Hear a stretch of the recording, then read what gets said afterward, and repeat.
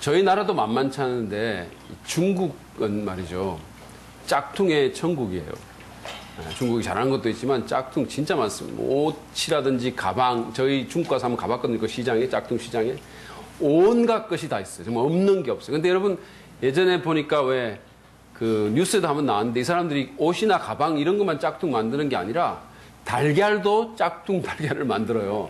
놀랍지 않으십니까? 닭은 왜 못 만드는지 모르겠어요. 닭도 짝퉁으로 이렇게 한번 만들어 보면 좋을 것 같아요. 제가 이제 중국에서 신학교 강의 때문에 북경에 몇 년 전에 간 적이 있거든요. 근데 그때 강의 마치고 이제 거리를 가다가 신호등에 차가 이렇게 섰어요. 근데 옆에 그때 현대 스타렉스를 타고 갔는데 옆에 똑같은 차가 있는 거예요. 그래서 제가 현대다, 스타렉스다 이렇게 얘기를 했어요. 그랬더니 차 모르는 조선족이 이렇게 보더니 목사님 저거 짝퉁이에요 이렇게 얘기하는 거예요. 그러니까 차도 근데 저는 이렇게 잘 모르겠더라고요. 근데 그 사람이 이렇게 미묘한 차이점들을 얘기를 해주는 거예요. 그러니까 차도 완전히 현대 스타렉스 짝퉁이 거기 있어요.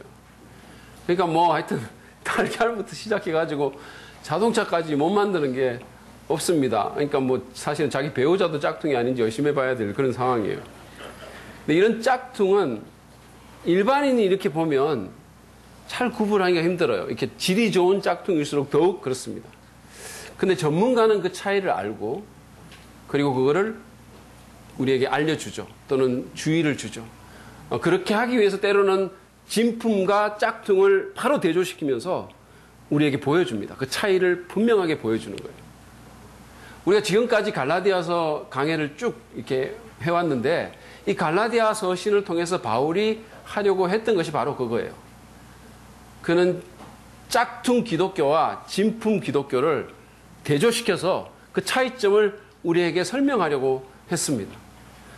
하나님의 은혜가 지배하는 이 복음이 이끄는 그런 참 기독교와 율법주의적인 짝퉁 기독교를 차이점을 말해주고 그래서 갈라디아의 성도들이 율법주의에 속지 않도록 그런 짝퉁 기독교에 빠지지 않도록 설사 빠진 사람이 있더라도 거기서부터 나올 수 있도록 그가 이 편지를 쓴 것입니다.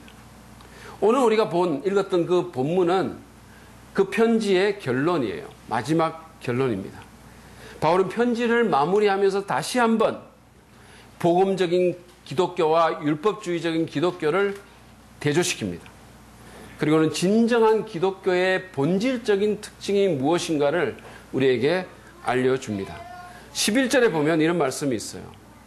보십시오. 내가 여러분에게 직접 이렇게 큰 글자로 적습니다. 그런 말을 썼죠. 그러니까 지금까지 이 말씀으로 봐서 이걸로 봐서 지금까지 사도 바울은 그 필기자에게 구술을 시키고 있는 거예요.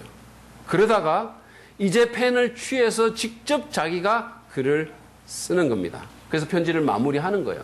근데 보통은 일반적인 경우는 이게 그 당시에 이제 위조 편지가 아님을 증명하기 위해 가지고 서명을 하거나 자기 글씨로 아니면 간단한 인사말 정도만 이렇게 적는 것이 자기 글씨로 적는 것이 바울의 관습이었었어요. 근데 여기 보면 이 갈라디아서는 상대적으로 상당히 긴 문장을 그가 직접 적고 있습니다. 근데 바울이 큰 글자로 적었다라고 말을 하는 것은 어떤 사람들은 바울이 눈이 안 좋았으니까 눈이라도 빼줄 수 있다 뭐 이 내용이 갈라디아서에 나오니까 눈이 안 좋았을 것이라고 추정하고 그 안 좋은 시력 때문에 큰 글자를 썼을 것이라고 이렇게 추정을 하는 사람들이 있습니다. 왜 우리도 그러잖아요. 어릴 때 학교 다닐 때는 정말 깨알같이 글씨 쓰다가 점점점 글자가 커져요. 그죠? 그리고는 이 중학생들, 고등학생들이 깨알처럼 쓰는 글씨를 너무너무 싫어합니다. 우리가. 너무 못마땅해 하죠. 예. 근데 그런 의도로 그가 큰 글씨로 썼다라고 말할 수도 있지만 대부분의 주석가들은 우리가 보통 이렇게 요즘 같으면 밑줄 강조하기 위해서 밑줄을 치거나 형광펜 하는 것처럼 강조어법을 나타내기 위해서 강조하기 위해서 큰 글씨로 썼다라고 생각을 합니다. 그러면 바울은 무엇을 강조했을까요? 그것은 바로 자신과 율법주의자들의 차이점을 대조해 주면서 참 기독교의 본질적인 특징을 강조하려고 하는 겁니다. 이게 기독교다라고 말하려고 하는 거예요. 그러니까 짝퉁 기독교에 속지 말라라는 거예요. 불행하게도 말이죠. 이 율법주의적인 기독교는 바울의 때에 그냥 죽어버리지 않았어요. 그것은 교묘하게 모양을 바꿔가면서 지금까지도 살아 있습니다. 저는 우리 한국 교회에 이 율법주의적인 성향이 굉장히 많다라고 생각을 해요. 제가 여러 교회들을 가보고 여러 교파의 교인들을 만나봐서 아는데 은혜의 복음을 제대로 모르는 사람들이 정말 많아요. 정말 이게 예수 믿는다는 게 무슨 뜻인지를 잘 모르는 분들이 너무 많습니다. 율법주의적으로 신앙생활하는 사람들, 이 복음을 누리지 못하는 사람들, 그러니까 자기 행위로 자기의 어떤 종교적인 열심으로 뭔가를 해보려는 사람들이 굉장히 많아요. 그게 마치 예수 믿는 건지 착각하고 있는 사람들이에요. 외적인 종교 행위로 자기를 하나님 앞에 올려드리려고 하는 분들이 굉장히 많아요. 그래서 율법주의적으로 신앙생활하는 사람들이 생각보다 상당히 많습니다. 이런 경우에 대체적으로 구원의 확신이 없어요. 정말로 내가 하나님의 은혜로 구원받았다, 내가 하나님의 자녀가 됐다는 분명한 확신이 결여되어 있어요. 착하게 살지는 모르지만, 나름대로 자기의 도덕적인 기준으로 나름대로 착하게 살지는 모르지만, 또는 종교적인 열심은 있을지 모르지만 십자가의 은혜에 대한 깊은 감격도 감사도 없는 거죠. 왜냐하면 자기 의와 자기 열심으로 살고 신앙생활하기 때문입니다. 주일 성수는 외적으로 할지 모르지만 예배의 감격은 누리지 못하는 거예요. 정말 예배하는 것이 뭔지를 잘 모르는 거죠. 사역은 할지 모르지만, 목회자가 막 시키고 막 이렇게 안 하면 또 뭐 이렇게 눈총도 있고 하니까 사역은 할지 모르지만 기쁨이 없는 거죠. 그 사역의 자발성과 기쁨이 결여되어 있습니다. 전통은 고수하는지 모르지만 성령 안에서의 자유는 누리지 못합니다. 만약에 여러분이 이런 그리스도인이라면 오늘 말씀을 잘 들으십시오. 갈라디아서를 우리가 끝내면 한동안 이런 이슈를 다루지 않을 가능성이 많기 때문에 오늘 정말 잘 들으셔야 돼요. 제가 막 갈라디아서를 끝낸다는 이런 충격적인 발언을 하니까 여러분들의 막 그 멘붕 상태가 와가지고 너무 충격에 빠지는 분들이 있는 것 같아요. 거의 뭐 눈물을 흘리려고, 왜 갈라디아서를 끝내십니까? 뭐 이런 분들이 있는 것 같아서 제가 여러분을 고려해서 한두 주 더 할 겁니다. 오늘 완전히 끝내지는 않을 거예요. 그렇지만 어쨌든 오늘 말씀을 잘 들으십시오. 벌써 울잖아요. 이게 갈라디아서를 끝내려고 하니까 이러는 거예요. 잘 들으십시오. 그래서 여러분들이 율법주의에 빠지지 말고 정말 잘못된 짝퉁 그런 신앙생활을 억지로 하지 말고 인간적인 강요나 두려움에 휘둘리지 말고 은혜의 복음 안에서 정말 기쁨으로 신앙생활하고 자발적으로 섬기고 예배의 감격을 누리고 크게 자유를 외치는 은혜가 있기를 간절히 바랍니다. 오늘은 제가 그 첫 번째, 이 본문에서 첫 번째 차이만 좀 다루고 나머지는 다음 주에 좀 다루겠습니다. 여러분들이 이 첫 번째 차이를 제가 미리 아예 그냥 처음부터 알려드릴게요. 왜냐하면 날씨도 덥고 중간에 가다 보면 저 하늘로 올라가서 깊은 교제에 빠지는 분들이, 하나님과의 교제에 빠지는 분들이 있기 때문에 미리 제가 말씀을 드립니다. 그래서 여러분들이 나중에 그냥 이렇게 가시더라도 요거는 알고 가시라고 미리 말씀드릴게요. 그건 뭐냐면 율법주의적인 기독교는 외양을 중시하고 참 기독교는 내면을 중시합니다. 이게 굉장히 중요한 차이예요.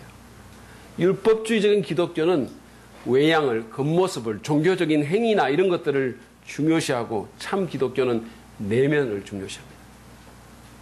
바울은 이 율법주의자들을 외적인 것에 집중하는 사람들로 규정을 해요. 12절 상반절을 보십시오. 육체의 겉모양을 꾸미기를 좋아하는 사람은 여러분에게 할례를 받으라고 강요합니다. 바울은 이 율법주의자들을, 유대주의자들을 육체의 겉모양을 꾸미기 좋아하는 사람들이다라고 묘사를 했습니다. 뉴 잉글리시 바이블이 번역한 것처럼 이 사람들은 대단한 외적 과시를 하기 좋아했습니다. 외적으로 뭔가 종교적인 과시를 하려고 하는 거죠. 그거를 좋아했던 거예요. 지난주에 제가 혹시 여러분 보신 분이 있는지 모르지만 무릎팍 도사라는 TV 프로그램이 있는데 우연히 이렇게 보게 됐는데 박찬호 선수가 나와가지고 제가 그 선수를 참 좋아하니까 이렇게 한동안 좀 지켜봤어요. 근데 거기 이렇게 사회자가 좀 직구적 질문도 하고 그러잖아요. 근데 무슨 질문을 했냐면 박찬호 선수에게 이런 질문을 했어요. 아니, 그렇게 미국에서 잘한 것도 아니고, 다시 말하면 네이티브도 아니고, 그렇다고 영어를 굉장히 잘하는 것 같지도 않은데 왜 그렇게 혀를 굴리냐고. 이렇게 막말 할 때도, 막 이렇게 하고 막 이런다고. 아니, 왜 그렇게 하냐고 이렇게 물렀어요. 굉장히 곤란한 질문이죠, 사실. 그러니까 박찬호가 조금의 주저도 없이 아주 간단하게 대답했어요. 뭐라고 대답인지 아세요? 잘난 체 하고 싶어서죠. 이렇게 얘기했어요. 잘난 체 하고 싶어서. 네. 자기 그런 거 좋아한다고. 근데 여기서 바울이 말하는 그 율법주의자들도 종교적인 외양을 꾸며가지고 잘난 체 하고 싶어 하는 사람들. 자기 의의를 과시하려고 하는 사람들. 바울이 말한 육체의 겉모양이라는 말은 기본적으로 1차적으로는 할례입니다. 그리고 2차적으로는 율법의 행위들이에요. 이거를 자기들이 꾸미려고 한 거죠. 이 사람들은 할례 의식을 굉장히 중요하게 생각했습니다. 그러니까 할례를 받지 않으면 예수를 믿어도 구원이 없다라고까지 말을 했어요. 성경에 보면 직접 나와요. 할례를 받지 않으면 구원받지 못한다라고 말을 한 거예요. 예수를 믿어도 안 된다는 거죠. 예수 더하기 할례가 돼야 된다는 거죠. 이 할례라는 의식은 원래는 하나님께서 아브라함을 통해 가지고 이스라엘 민족이 언약 백성인 것을 증거하는 하나의 징표로 주신 거잖아요. 근데 이 사람들은 이거를 구원의 조건으로 완전히 격상을 시킨 거죠. 그러면서 그들은 이방인인 갈라디아 성도들에게까지, 유대인이 아닌 이방인인 갈라디아 성도들에게까지 이 할례를 강요를 했습니다. 그들의 관심은 그 외적인 표시에 집중되어 있었던 거죠. 그러나 바울은 달랐습니다. 15절 말씀을 보실까요? 15절. 할례를 받거나 안 받는 것이 중요한 것이 아니라, 이게 중요한 게 아니라는 거예요. 할례를 받거나 안 받는 것이 중요한 것이 아니라 새롭게 창조되는 것이 중요합니다. 우리의 심령이 새롭게 되는 것, 성경적인 용어로 거듭나게 되는 것, 중생하는 것, 우리가 하나님의 은혜를 받고 성령의 역사로 우리의 마음이 완전히 새롭게 되는 것, 그것이 중요한 거라는 거예요. 할례 받고 안 받고가 중요한 게 아니라는 거예요. 외적인 의식에 참여하냐 안 하냐, 무슨 어떤 종교적인 형식을 지키느냐 안 지키느냐가 중요한 것보다는 사람이 거듭나서 마음이 새롭게 되고, 그래서 새로운 피조물이 되었냐 안 되었냐가 중요하다는 거예요. 심지어 바울은 그래서 15절에서 16절에서 이 유대인이든 아니든 상관없이 복음과 성령으로 심령이 거듭난 사람들, 새로운 피조물이 된 사람들, 이 내면을 중요시하는 사람들이 바로 하나님의 백성이라고 말을 한 거예요. 그들이. 그 사람들이 누구든지 간에. 그들이 하나님의 백성이고 그들이 이스라엘이라고 주장을 합니다. 여러분, 그 말 혹시 들어보셨어요? 복음은 나쁜 사람을 좋은 사람 만드는 게 아니라 복음은 죽은 사람을 살리는 겁니다. 그게 복음이에요. 사람의 심령을 살리는 거예요. 죽었던 심령, 하나님에 대해서 죽었던 심령을 살리는 거예요. 그게 복음입니다. 근데 이 사람들은 그게 아니라 외적인 표시로 그것에 집중하고 그랬다는 거죠. 이런 차이는 오늘날에도 마찬가지로 존재합니다. 율법주의적인 기독교는 내면보다는 외적인 형식을 더 강조합니다. 중생의 역사보다는, 거듭남의 그 역사보다는 세례라든지 무슨 침례라든지 이런 데 더 주의를 기울이는 경우가 있어요. 심지어 세례 받으면 또는 침례 받으면 구원받는다고 주장하기도 합니다. 그렇게 가르치는 사람도 있어요. 율법주의자들은 외적인 것으로 그냥 만족하는 거예요. 그게 다인 거죠. 왜냐하면 내면의 어떤 현실을 잘 모르니까. 그러니까 자기 자녀에 대해서도, 자녀가 아직 회심도 안 했는데 하나님에 대한 마음이 전혀 없는데도 그냥 어떻게든 교회에 앉아 있으면 그냥 그걸로 만족하는 거예요.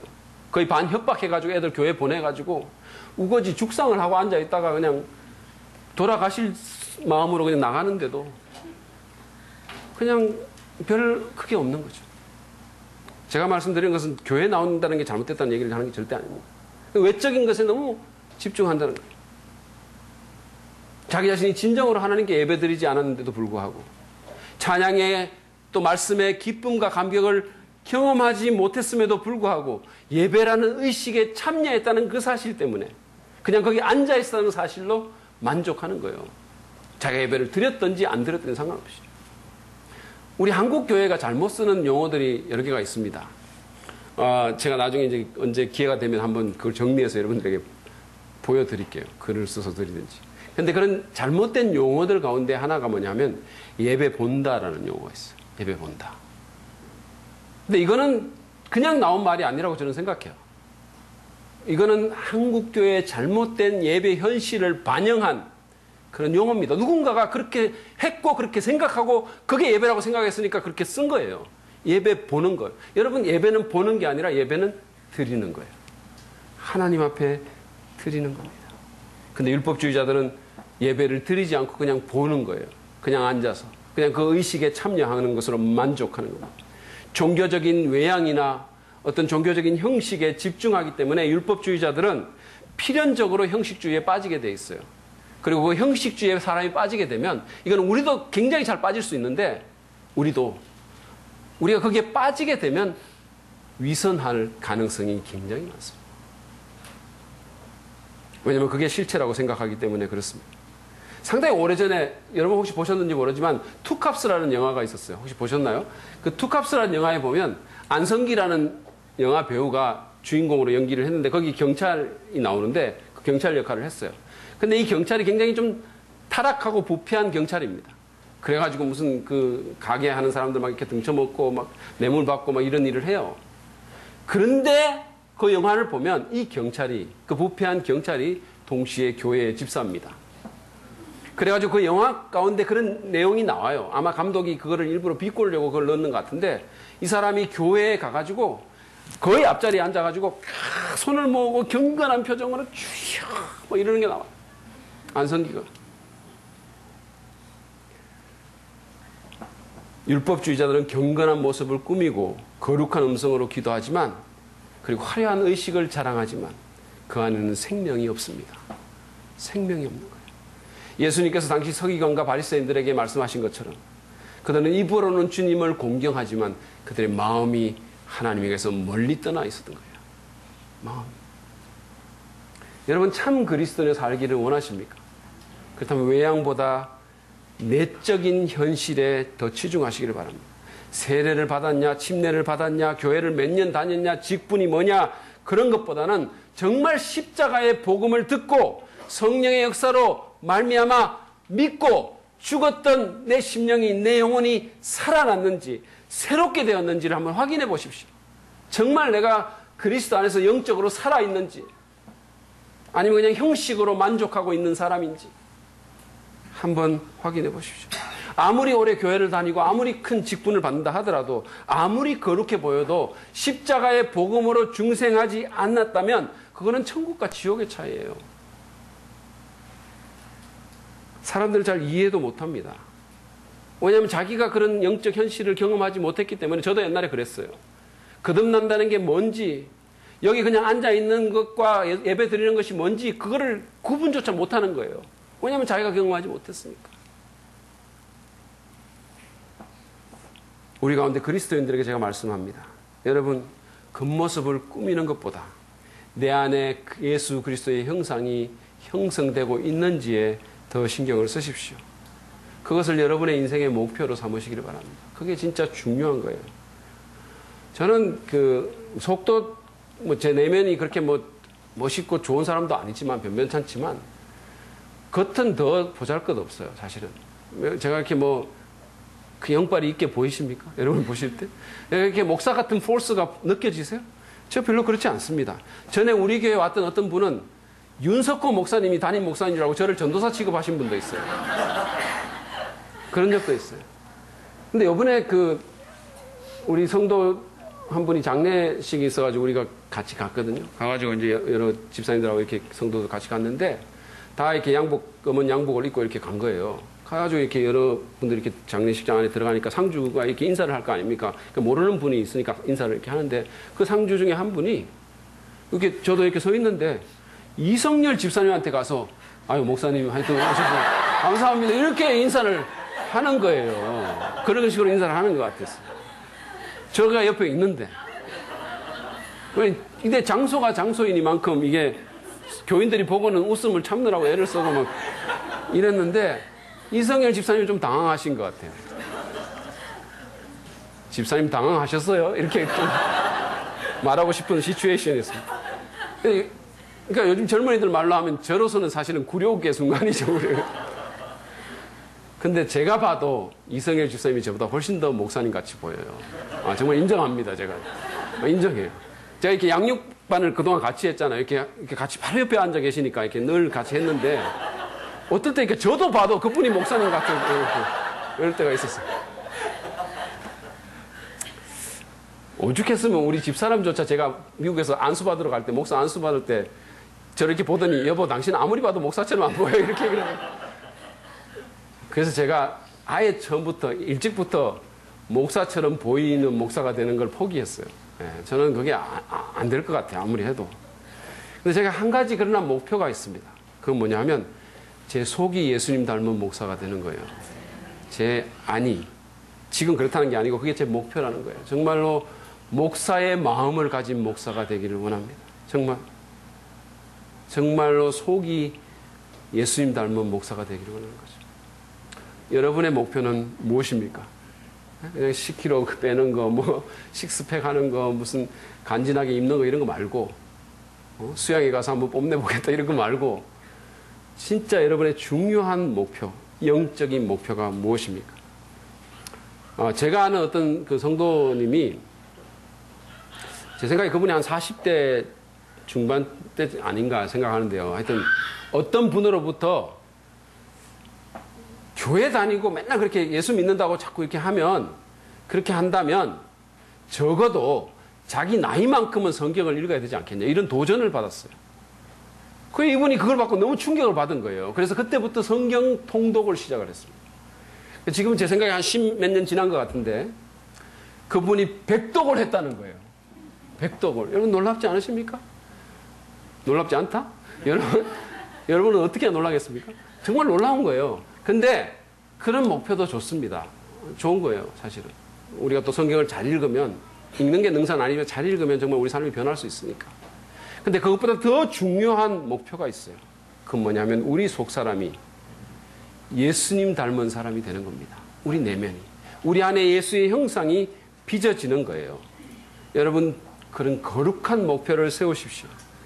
태도에서, 나의 성품에서, 인간관계에서, 가치관에서, 열정에서, 정말 하나님과의 관계에서, 순종에서 예수님을 닮은 사람이 되는 것을 여러분의 인생의 목표로 삼으시기 바랍니다. 가장 중요한 목표예요. 이거보다 더 중요한 목표는 없어요. 이게 만약에 되잖아요. 그러면 다른 모든 것은 정말로 좋아질 수 있어요. 내가 만약에 예수 닮은 사람이 되면, 내 내면이 예수 닮은 사람이 되면 우리 가정은 천국이 됩니다. 정말로 그렇게 될 수 있어요. 내가 정말 내 인생 성공할 수 있어요.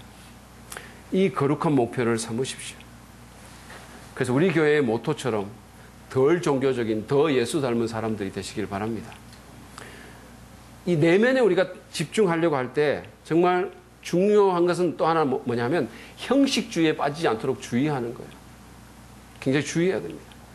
그냥 의식을 그냥 행하거나 어디에 참여하거나 모양을 갖추는 걸로 결코 만족해서는 안 됩니다. 메마르고 피상적이고 둔하고 우울하고 생명력 없는 외관상의 종교를 추구하지 마세요. 그걸로 만족하시면 안 됩니다. 하나님은요, 우리 여러분 예배 지금 드리러 오신 거 제가 너무 감사하고 기쁘고 여러분 보면 격려가 되고 정말 이 더운 날 예배하러 이렇게 오신 분들이 너무 감사합니다. 그런데 그것도 참 중요하지만 그러나 여기에 앉아 있는 걸로 결코 만족하지 마세요. 그걸로 여러분 만족하시면 안 돼요.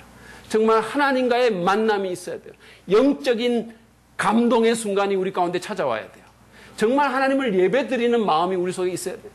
거룩하신 하나님, 우리가 정말 우리의 열정을 바칠 가치가 있는 그분에게 우리가 예배드리는 그것이 우리 삶 속에서 일어나는 것이 있어야 돼요. 그냥 앉아 있는 걸로, 예배에 있었다라는 걸로 만족하면 안 됩니다.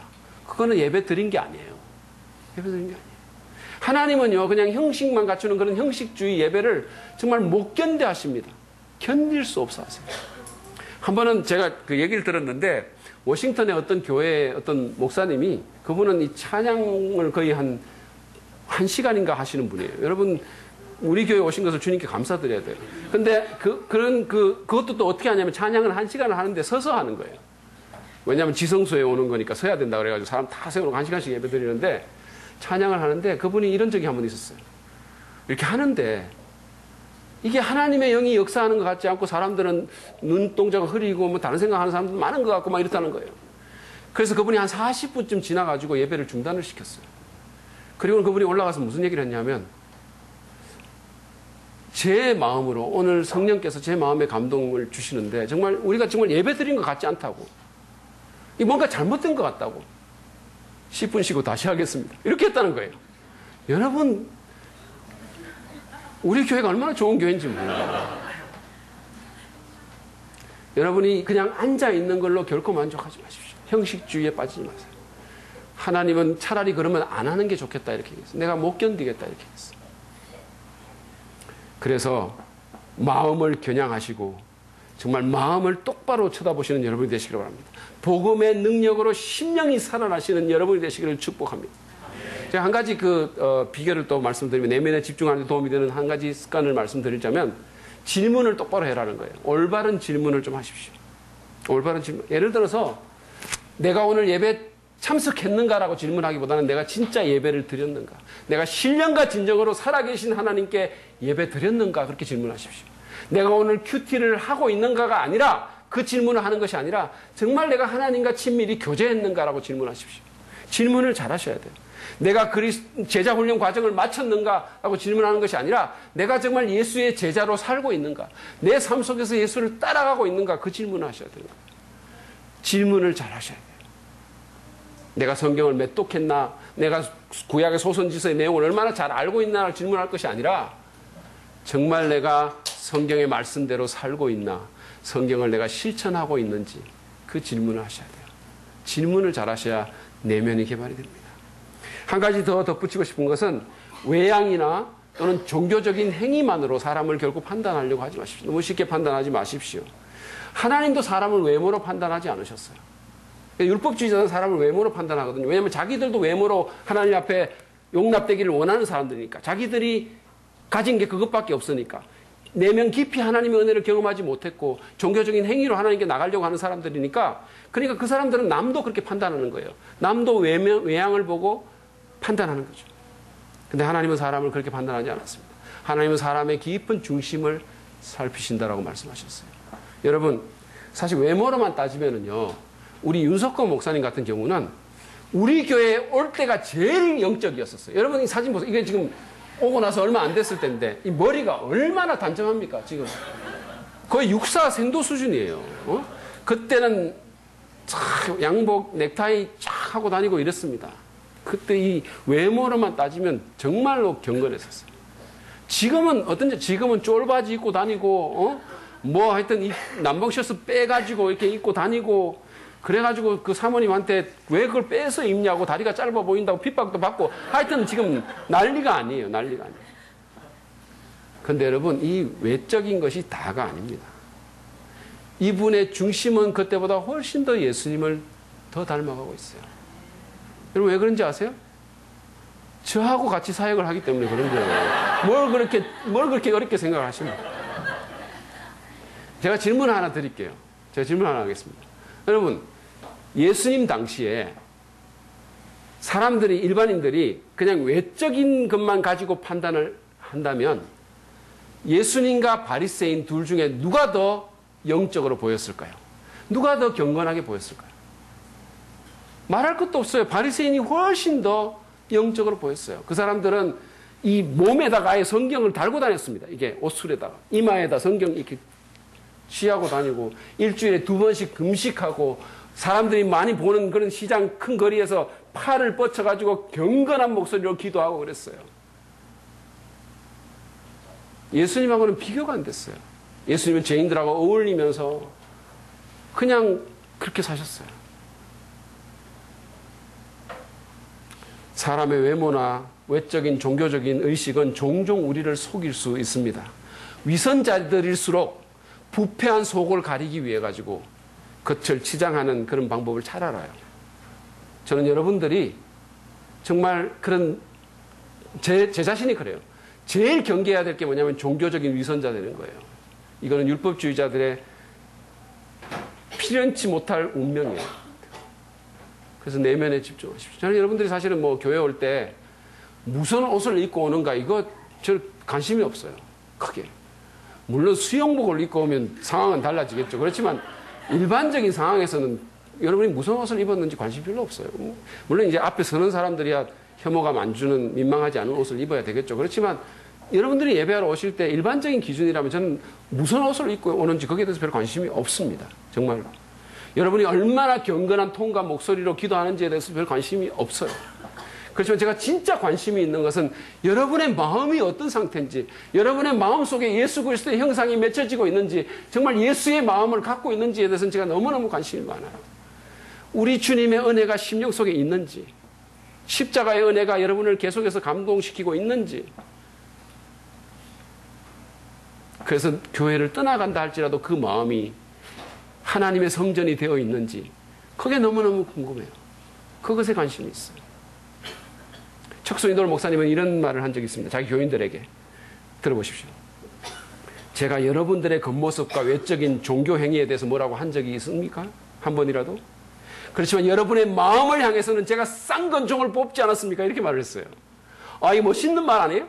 제가 여러분의 마음을 향해서는 쌍권총을 뽑지 않았습니까? 그랬어요. 저는 이 쌍권총 부분이 너무 마음에 들었어요. 앞으로 저도 좀 뽑으려고 합니다. 여러분의 마음을 향해서.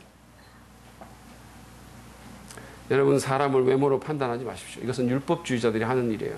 예수님 당시의 율법주의자들은 예수님조차도 외모로 판단했어요. 자기든 다른 사람이든 마음을 겨냥하고 마음을 살피시다.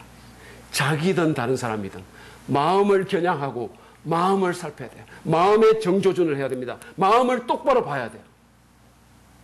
그래서 겉모습으로 스스로를 속이지 않도록, 그리고 다른 사람을 쉽게 판단하지 않도록 굉장히 조심해야 돼요. 중요한 것은 내면이지 겉모습이 아닙니다. 물론 오해하지는 마세요. 뭐 겉모습이 필요 없다거나 외적인 것이나 형식은 아무 쓸모가 없다, 이런 말은 아니에요. 우리의 마음도 말로 표현이 돼야 될 것이고, 어떤 내적인 그런 어떤 것들도 외적으로 표현돼야 되겠죠. 그러나 기독교 신앙의 본질적인 것은 내적인 겁니다. 내면이에요. 내면부터 바뀌는 거예요. inside out이에요. 그렇게 되는 겁니다. 내적 실체가 결여되어 있다면 외적인 형식들은 아무 가치가 없습니다. 그러므로 여러분, 마음을 겨냥하고 내면에 집중합시다. 그럴 때 우리는 율법주의가 아니라 은혜의 복음을 따르는 참 기독교의 삶을 살 수가 있습니다. 자유를 외칠 수가 있는 거예요. 레미제라블이라는 영화를 본 분들이 아마 많을 거예요. 그렇죠? 여러분들 중에 아마 많이 보셨을 겁니다. 사실은 그 영화가 매우 심오하게 기독교적인 영화예요. 예전에 패션 오브 크라이스트라는 영화가 나왔을 때 많은 사람들이 그 전도용으로 그걸 막 안 믿는 사람 데리고 가면 된다 이런 얘기를 했는데, 저는 개인적으로 그것보다는 이 영화가 훨씬 더 전도적으로 효과적이다는 생각이 들어요. 여러분, 혹시 좀 누군가에게 예수님께 인도하고 싶은 분이 있으시면 같이 그 영화를 DVD로도 이렇게 한번 보세요. 정말 이렇게 기독교적인 영화예요. 근데 어쨌든 그 영화, 그리고 같은 이름의 원작 소설에 이 주인공인 장발장과 그 다음에 그 장발장을 계속해서 끝까지 추적해 나가는 자베르라는 경관이 나와요. 근데 여러분, 그 두 사람이 다 교회 다니는 사람들입니다. 그 당시에는 다 그랬잖아요. 그 당시에는 그 당시 유럽에는 다 유실론자들이고 교회 나가는 사람들이고, 말하자면 하나님 믿는 사람들이에요. 근데 저는 이 두 사람이 두 종류의 기독교를 대표한다라고 믿어요. 장발장은 은혜의 기독교를, 자베르는 율법주의적인 기독교를 대표합니다.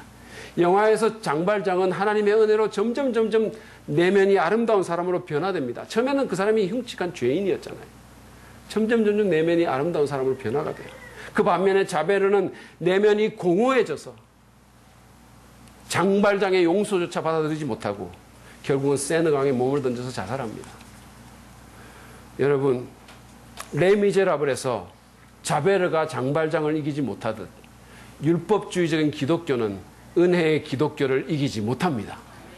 왜냐하면 내면이 비어있는 것은 그 모양이 아무리 화려하다 할지라도 굳건한 내적 실체를 견디지 못하기 때문이에요. 여러분, 우리가 이렇게 자기 열심으로 율법주의적으로 또는 막 목회자가 막 푸시를 해가지고 막 이렇게 율법주의적으로 하고 참석하고 일하면 어떤 순간에 근시안적으로 보면 성과가 나는 것 같아요. 그러나 정말 하나님의 은혜가 우리를 사로잡으면 그 율법주의가 감당을 못합니다. 지금 제가 은혜의 메시지를 갈라디아서를 통해서 이렇게 막 하니까 이거 이렇게 우려하는 분들이 가끔씩 있어요. 너무 은혜를 얘기를 해가지고 교회 출석도 마음대로 막 이렇게 빠지고 뭐 너무 자유롭게 되는 거 아니냐고. 여러분, 정말 하나님의 은혜를 경험하면, 정말 내 심령 속에 십자가의 은혜가 경험돼서 하나님의 아들이 나를 위해서 죽었다는 사실이, 그래서 그 사랑을 내가 온몸으로 받아들이게 되면 누가 말 안 해도 교회 나오죠. 그거를 뭐 이렇게 억지로 밀어가지고 나갑니까? 은혜가 이기는 거예요. 은혜가 이기는 거예요. 그러므로 여러분, 내면에 집중하십시오. 내면에 집중하십시오. 할례나 세례나 종교의식이나 종교적인 거치장 이런 것에 신경 쓰지 말고 자기의 어떤 외면을 꾸미려 하기보다는 내 마음이 십자가의 은혜와 복음의 능력으로 거듭나서 새롭게 되었는지를 살펴보십시오. 정말 이 시간 한번 살펴보세요. 내가 정말 십자가의 복음으로 내가 거듭나고 새로운 피조물이 되었는지, 내 심령이 새롭게 되었는지 한번 확인해 보십시오. 확인해 보세요. 그리고 사람들 보기에 거룩하게 보이는지 안 그런지에 신경 쓰기보다는 내 안에 예수 그리스도의 형상이 빚어지고 있는지 관심을 쏟으십시오. 그래서 내 마음을 성령께서 경작시켜 주도록 내어드리고 성령의 손길에 맡기시는 여러분이 되시기를 바랍니다. 우리 마음이 날마다 새로워지고 십자가의 은혜로 충만해지기를, 정말로 충만해지기를, 그리고 주님의 마음으로 우리 마음이 변화되고 주님의 평화와 자비를 내 영혼으로 누리기를 주님의 이름으로 축복합니다.